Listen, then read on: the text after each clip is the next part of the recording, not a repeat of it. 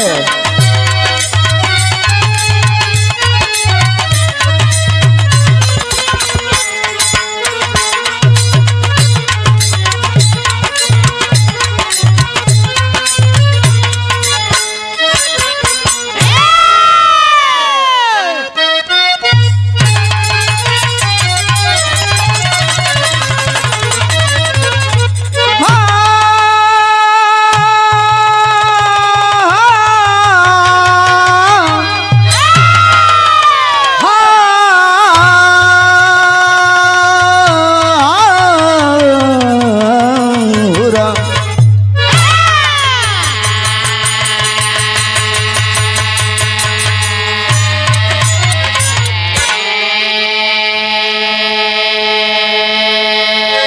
अच्छे भैया, हम बिरहा कलाकार डॉक्टर उमेश यदुवंशी, अरे वाह, माँ जानकी स्टूडियो सूरजपुर के देख रेख में एक वीर रस बिरहा और रोमा खड़ा कर देने वाली बिरहा, जिस बिरहा का शीर्षक होगा रानी दुर्गावती और अकबर की लड़ाई। और इस लड़ाई को मैं अपने निजी पसंद पर इस बिरहा को गाने जा रहा हूँ, और मैं सूरज बाबू से भी आग्रह करूंगा कि इस बिरहा में अपनी पूरी ताकत लगा दीजिएगा। और मैं अपने गुरु आदरणीय मुसाफिर यादव जी को धन्यवाद देता हूं कि स्टूडियो में बैठ करके मेरा मार्गदर्शन कर रहे हैं। हम प्रणाम करते हैं अपने गुरुदेव को। आइए मास्टर साहब वीर रस की लाइन से।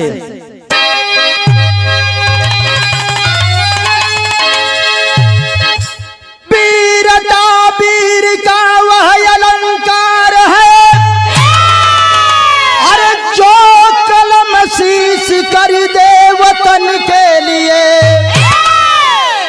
जिनके लोहू से मिट्टी का कण कण सजा, अरे बागवान जो समर्पित चमन के लिए, महोबा के कीर्ति सिंह महिपाल थे, अरे जिनके रग रग में जौहर जवानी भरी थी, दुर्गावती जिनकी प्यारी सुता, अरे बचपना से वतन प्रेम पानी भरी थी।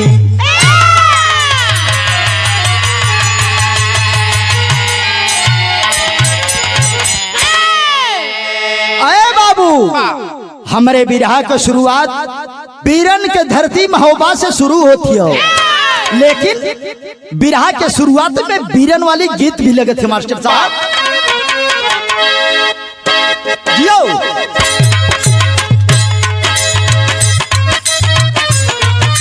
जियो जियो।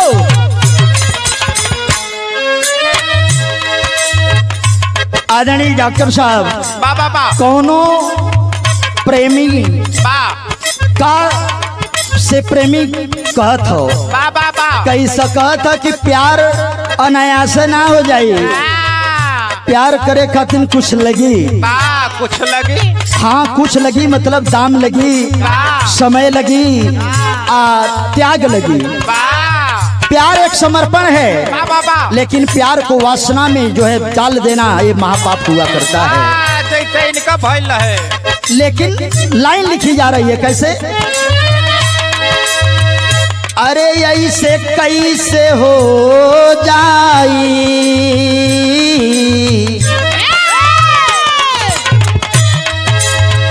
ऐसे कैसे हो जाई, मोहब्बत का सौदा हो।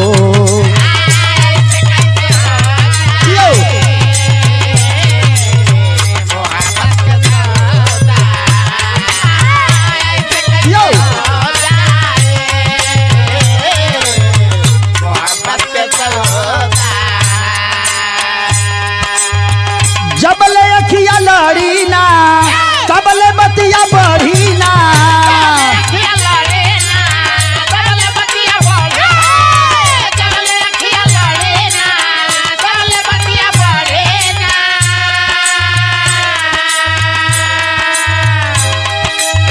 जबले अखिया लड़ी ना कबले बतिया बढ़ी ना, टूट के बिखरी जाई, टूट के के बिखरी जाई प्यार के घरौदा हो यो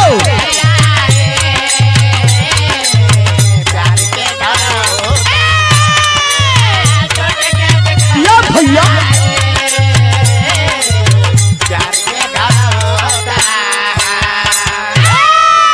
लेकिन बीरन के ऊपर कवि जी लिखत हो लाइन कैसे मास्टर यारे पाथर के कलेजे में यारे पाथर के कलेजे में 16 सी जवानी है यो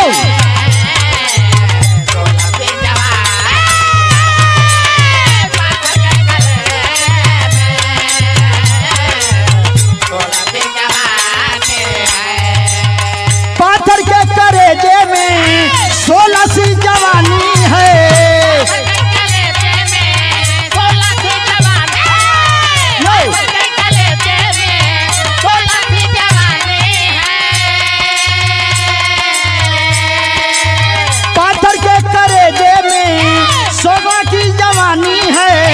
वीरों को जन्म देती वीरों को जन्म देती धरती बलिदानी है वीरों को जन्म देती या भैया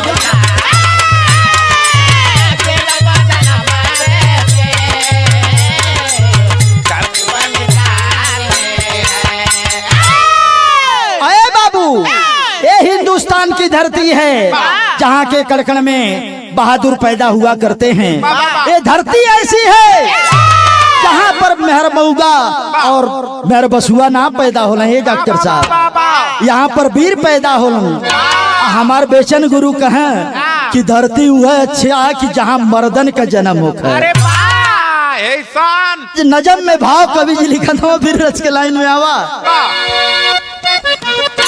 यो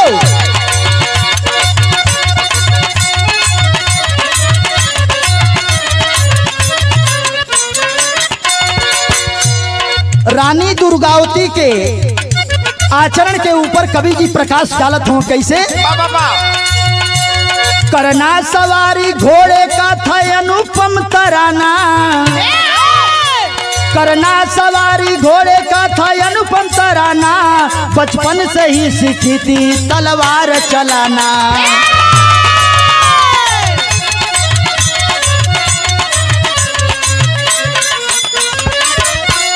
छाती में भरी वीरता खेले वो ढाल से छाती में भरी वीरता वो खेले ढाल से कांटों पर चला करती डरती न काल से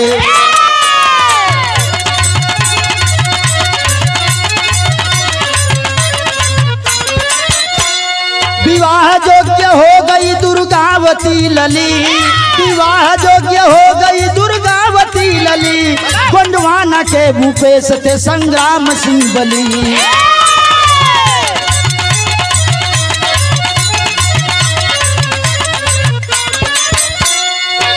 उन्हीं का बेटा दलपत सिंह बाका जुझार था उन्हीं का बेटा दलपत सिंह बाका जुझार था उन्हीं से शादी हो गई चमन बहार था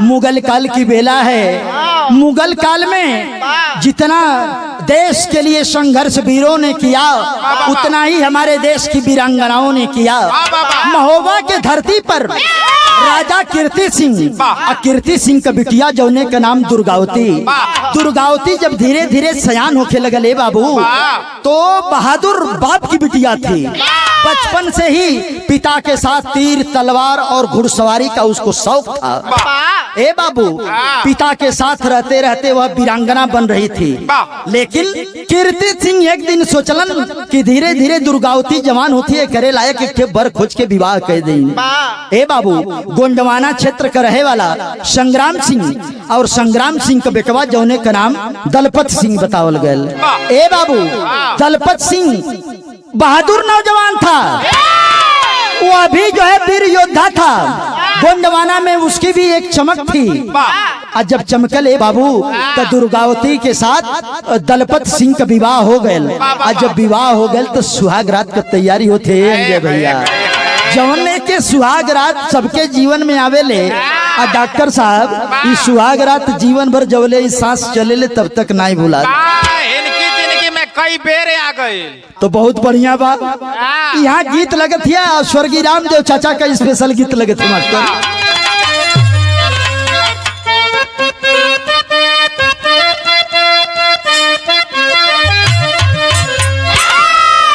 अरे गज भर के, अरे गज भर के गुजरिया गजब करे हो।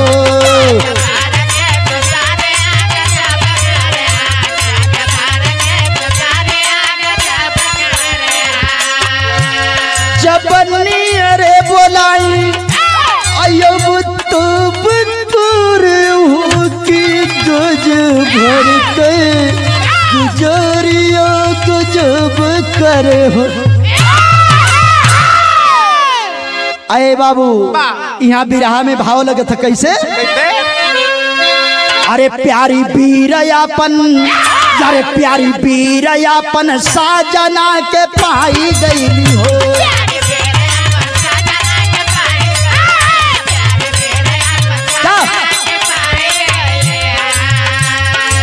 सरिता सागर के गोद में समाई गईली हो। सरिता सागर की गोद में समाई गईली हो कि प्यारी बीरयापन साजना के पाई गईली हो।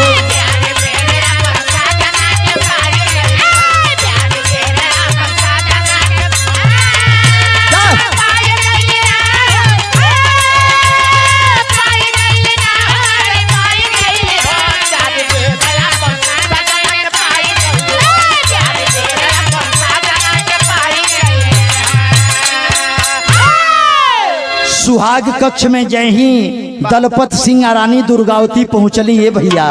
सजल सजाए जोड़ा में जब रानी खूबसूरती जब देखत हूँ राजा दलपत सिंह, तब का भाव लिखल जाता है अंजय भैया।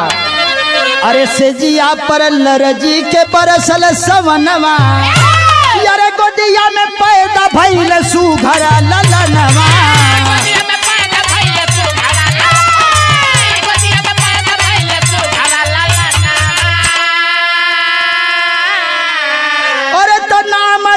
कर नारायण अरे रखाई गईल हो कि बीर, अरे तब प्यारी पीर अपने साजना के पाई गईली हो।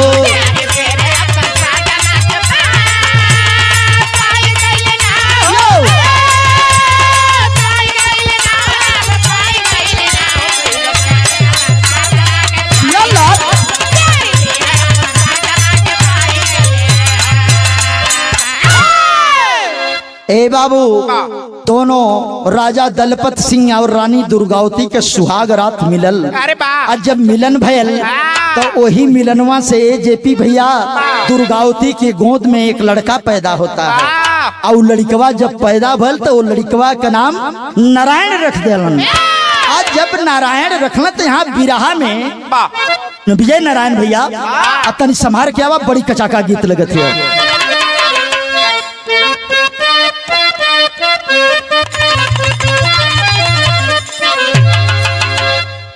कौनो नई नोचर दुल्हन डॉक्टर साहब अपने दुल्हा से कह दिल दुल्हा से कल राजा जी तनी बतिया सुनी न कैसे कहथियो।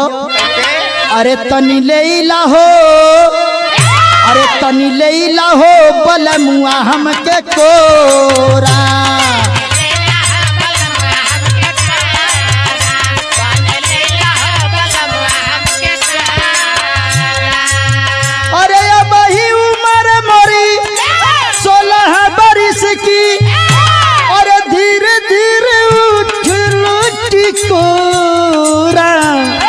तनी लेला हो बलमुआ हमके कोरा।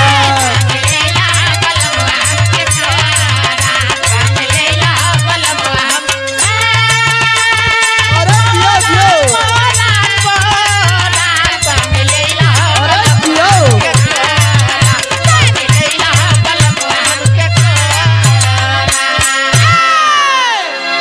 बाबू यार धीरे धीरे समय बीते लगल।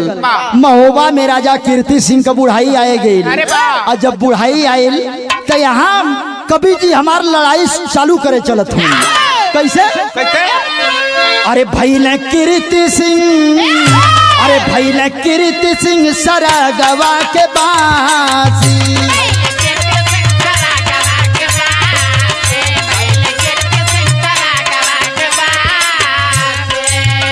अरे महोबा कालिंजर में छिड़ली लड़ैया, अरे कब जा कैले अकबर सत्यानाशी। भाई ने कीर्ति सिंह सरगवा के पास।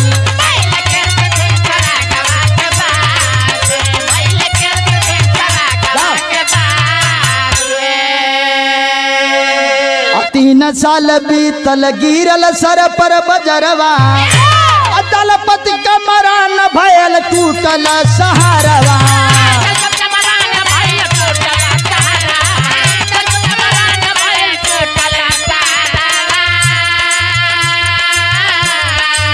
और नारायण कया बही मदानी उमरिया, और माई के छवल बाबू दासी। पहला कीर्ति सिंह सरगवा के बाद।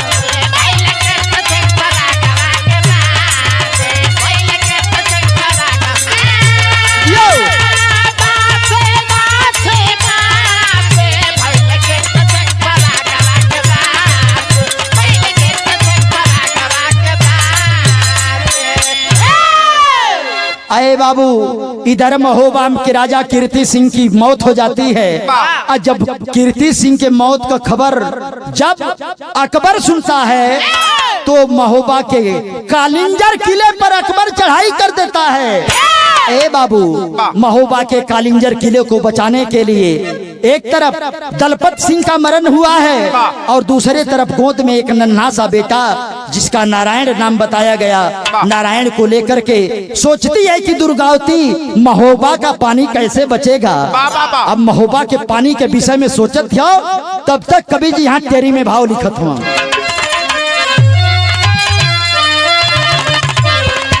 यारे हिम्मतिया नाही हारे शेरनी, दुख से भरल जिंदगी घेरले बा विपतिया, यारे विपतिया, यारे विपतिया। दुख से भरल जिंदगी घेरले बा विपतिया, अरे हिम्मतिया नाही हारे शेरनी। अरे बाबू वीरांगना हिम्मत को हारती नहीं है, और जब हारती नहीं है तब कवि जी लिखते हैं कैसे। अरे उत्तराधिकारी राज्य का अपने, उत्तराधिकारी राज्य का अपने बेटवा मेरा दुलारा है, मगर अभी नादान सुवन जो किस्मत का अभी ये मारा है।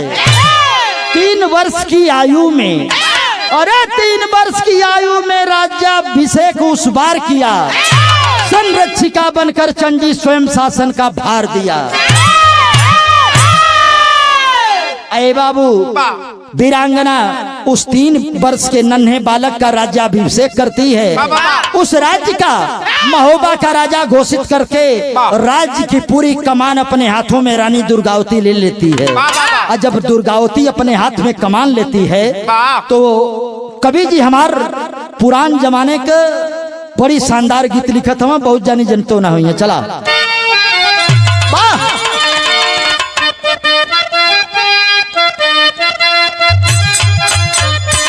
अरे पिसना सनत के जो बन खजुआवे,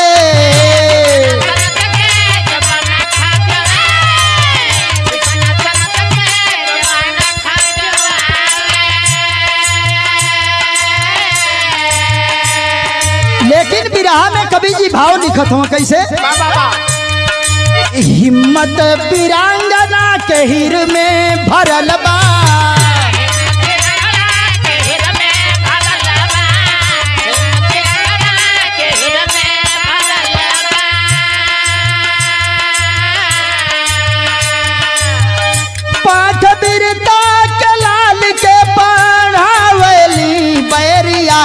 जन झुकिया सी खावेली बैरी आगे जन झुकिया।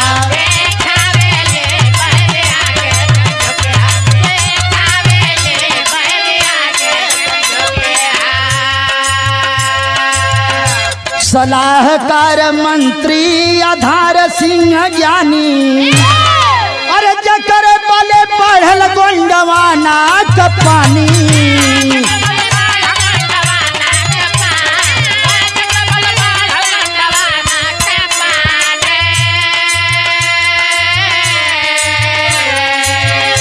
रानी के नमवा के सुहरत मचलबा,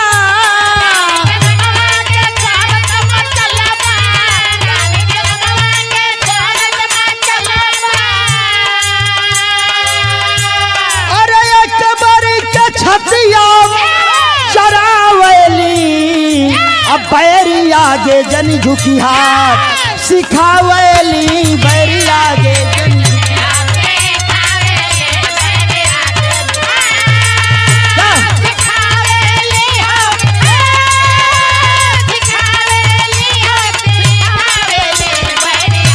भैया।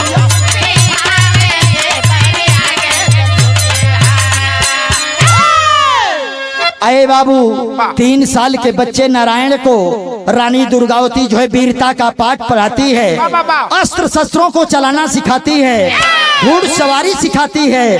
कहती है कि बेटा महोबा का पानी, महोबा के तुम उत्तराधिकारी हो, इसकी लाज बचाना आगे चल करके तुम्हारा दायित्व बनता है।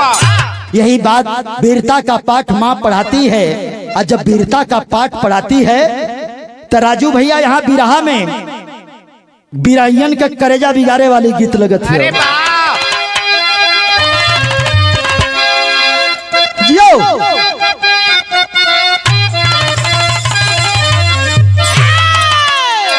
यारे हमार पाय जे बराजा हीरा जड़ादा, अरे झुलनी पौड़नी जहाजिया गढ़ादा, हमार पाय जे बराजा हीरा जड़ादा।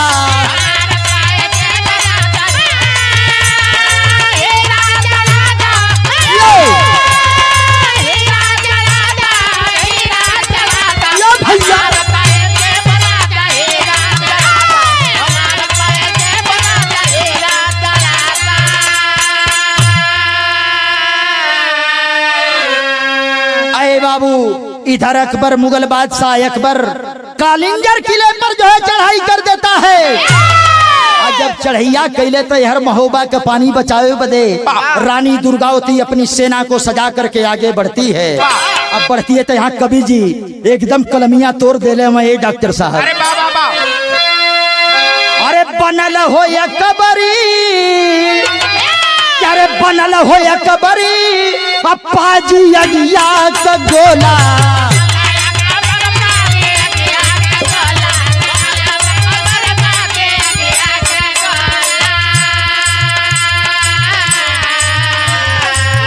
यार दुर्गा की छाती में भरी दिहल सोला, अरे बनल या कबरी पाजी जनवा का गोला।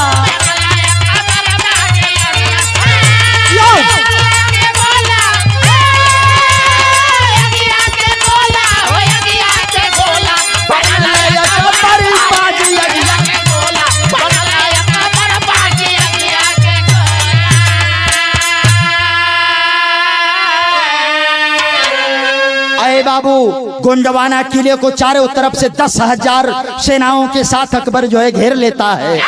इधर कालिंगर किले को बचाने के लिए रानी दुर्गावती जो है चढ़ाई करती है। और जब चढ़ाई करती है तो कवि जी लिखते हैं कैसे, अरे मंत्री आधार हाथी सरगम के मेला, असरत स्वीकार हमार कैला करेगा।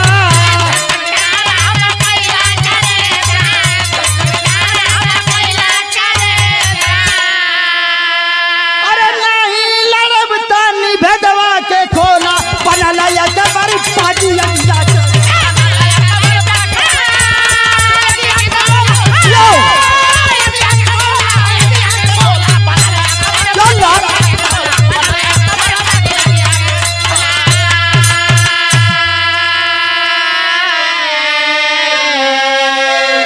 इधर रानी दुर्गावती को चैलेंज करता है। यह वीरांगना हिंदुस्तानी वीरांगना अपनी सेना के साथ कालिंजर किले पर जो है चढ़ाई कर देती है। और जब करती है तो यहाँ बिरहा में कसौटी वाली लाइन लगत है मास्टर, पापट का भाव लगत है।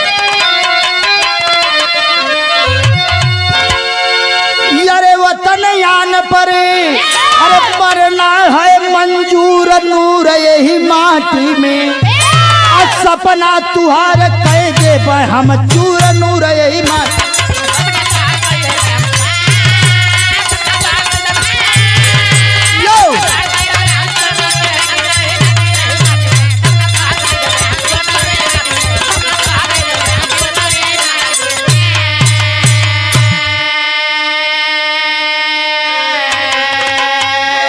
रानी दुर्गावती जो है कालिंजर किले पर चल करके ऐलान करती है कि एक पर तुम्हारी हिम्मत को, तुम्हारी ताकत को मैं नेस्तनाबूद कर दूंगी।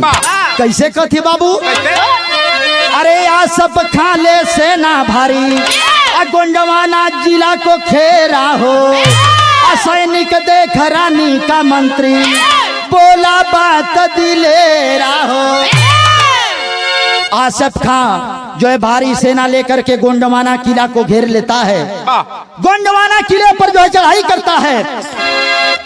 तब यारे भारी सेना जेकर नियत क्रूर नूर यही माटी में, कैसे लड़िया हो के सामने क्रूर नूर यही माटी में।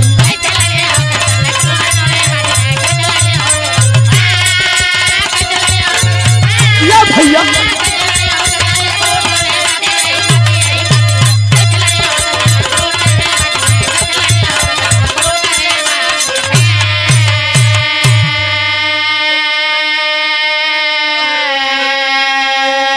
अकबर के चैलेंज को स्वीकार करते हुए रानी दुर्गावती घोड़े पर सवारी करती है, हाथ में तलवार उठा लेती है। और जब तलवरिया उठोलस तब कहती क्या है? लड़ना जानती हूँ रण में ना, झुकना मेरा तराना हो, अकलंकित जीवन जीने से अरे अच्छा है मर जाना हो। अरे बाबू, रानी दुर्गावती कहती है कि इस लड़ाई के मैदान से पीठ हटा लेना एक वीर का कायराना हरकत होगी। इस कायराना हरकत से बढ़िया है कि रण क्षेत्र में जो है अपनी कुर्बानी को देकर के अपने देश की माटी पर बलिदान हो जाऊंगी, वह मुझे कबूल है। इसी बात को कहती है। तब यारे सेना साज के, यारे सेना सजा के चली, सुना दस्तूर नूर यही माटी में, अब बैरी दल के टूटल देखा गरूर नूर यही माटी में।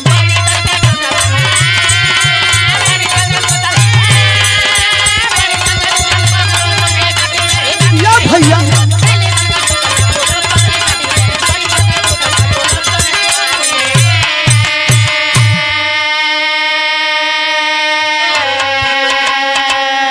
यही चैलेंज करके लड़ाई के मैदान में वीरांगना लड़ती है। तो यहाँ आल्हा में कवि जी लिखत हूँ, जियो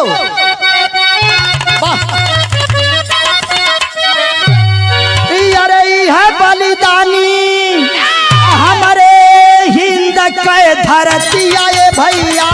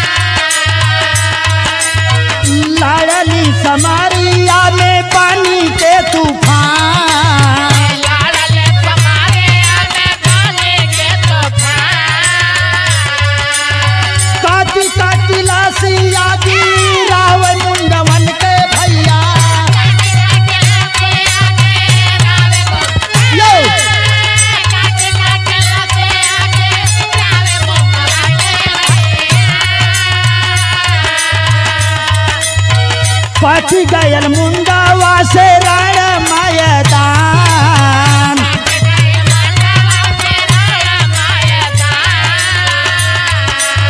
जानवा बचा के या सब भागा बेई बनवाए भैया।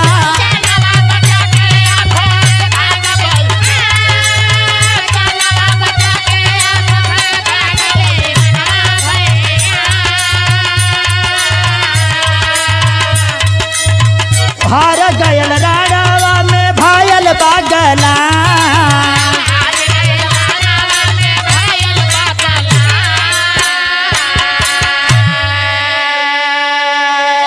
अरे बाबू, लड़ाई के मैदान में अकबर के सामने दुर्गावती जो है दुर्गा का रूप धारण करके अकबर के वीरों का जो है गर्दन काटने लगी। पूरे नरमुंड से जो है कालिंजर किले का जो है मैदान जो है पट गया। और जब पट गए बाबू तो आसफ खां जो अकबर का जो है सेनापति था अपनी सेना लेकर के अपने वतन की ओर लौट गया।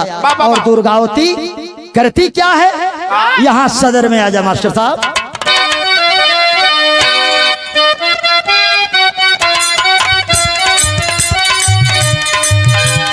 1.5 वर्ष बाद फिर से नवा सजाई के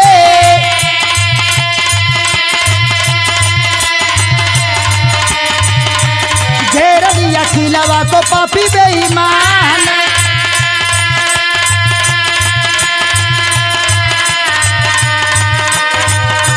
रानी फिर भी 10 लड़ली लड़ैया।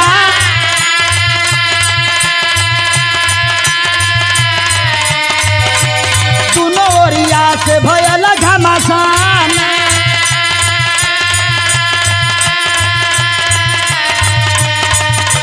छोड़ी के मैदानवा हो भागल गए पपिया।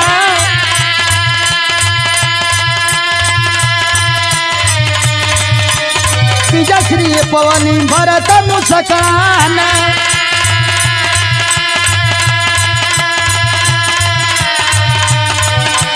आके राजधानी में मनावे विजय उत्सव।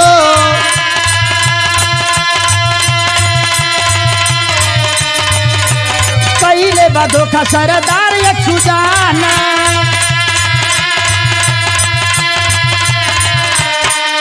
अरे आसफ का पपिया दवा बतवलसी। फिर लेके सेनवा चलल बाना दान बोला।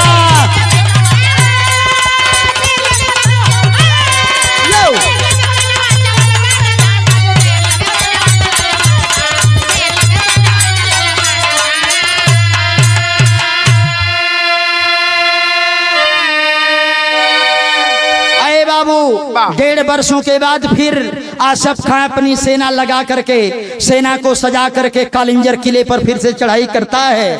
और रानी दुर्गावती के साथ रहने वाला एक सरदार जो है मुखियागिरी कर देता है और रानी दुर्गावती के खिलाफ बगावत करके जा करके आसफ खां सेनापति से मिल जाता है।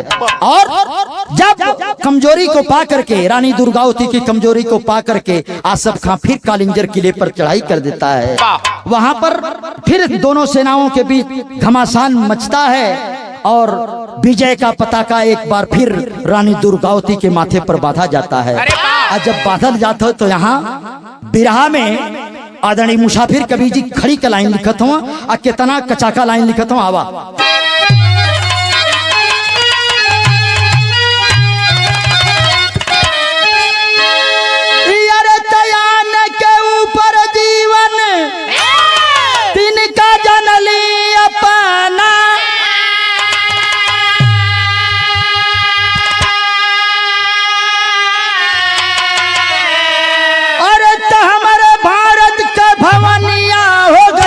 सपना।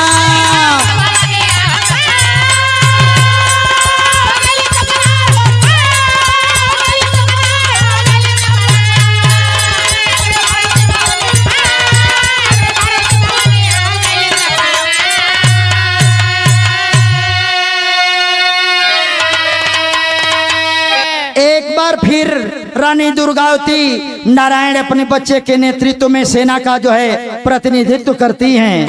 कवि जी लिखत हूँ हमार कैसे। अरे नेतृत्व में ना नारायण की सेना करे लड़ैया। अरे एक और से माई करे दुश्मन का सफैया।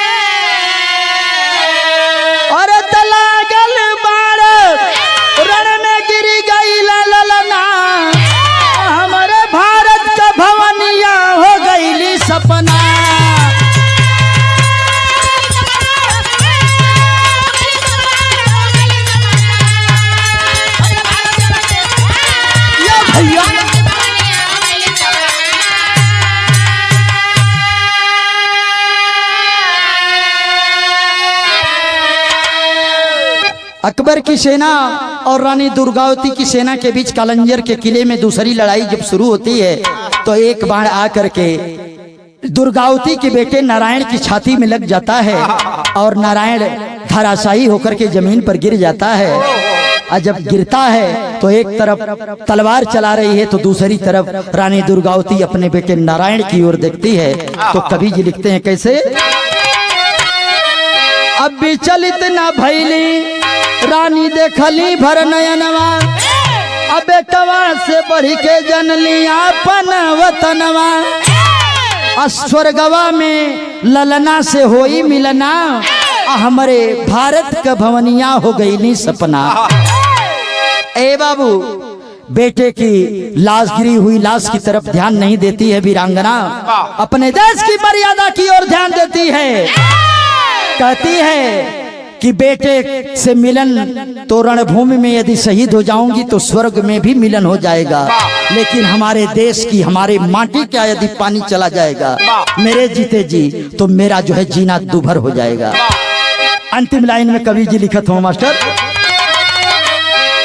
अरे दुश्मन का बाण बेधलसी अया खमर दनवा, मरली कतारी निज छाती में तवन छनावा।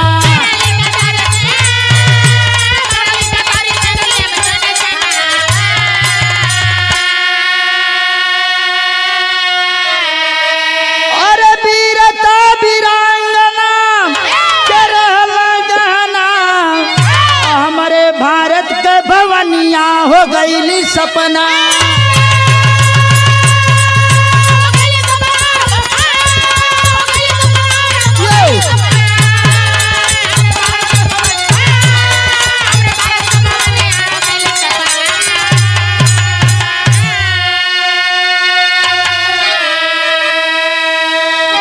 लड़ाई के मैदान में रानी दुर्गावती कहती है कि लग रहा है कि अब मैं बचूंगी नहीं। तब तक दुश्मन का एक बाण आकर के रानी दुर्गावती की आंख में जो है चला जाता है, बाण से आंख विदित हो जाती है और रानी दुर्गावती घोड़े से जो है नीचे गिर करके धराशायी हो जाती है और वीर गति को प्राप्त करती है। धन्य है ऐसी वीरांगना को, धन्य है ऐसी वीरों को जो देश के लिए अपना सब कुछ न्यौछावर कर दिया। मैं ऐसे वीरों को, ऐसी वीरांगनाओं को अपनी पूरी टीम के साथ सत सत नमन करता हूं। और अंतिम लाइन में कवि कुलघराने का परिचय है, गुरु गणेश गुरु रामलाल बिरहा के बाग सवारे,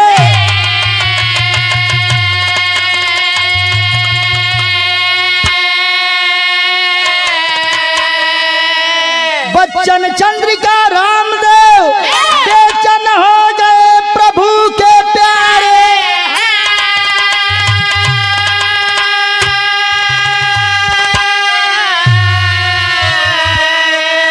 अरे हिम्मतिया नहीं हारे शरणी, मुसाफिर रिंकू में इसके सदगुरु करा मदतिया, हिम्मतिया नहीं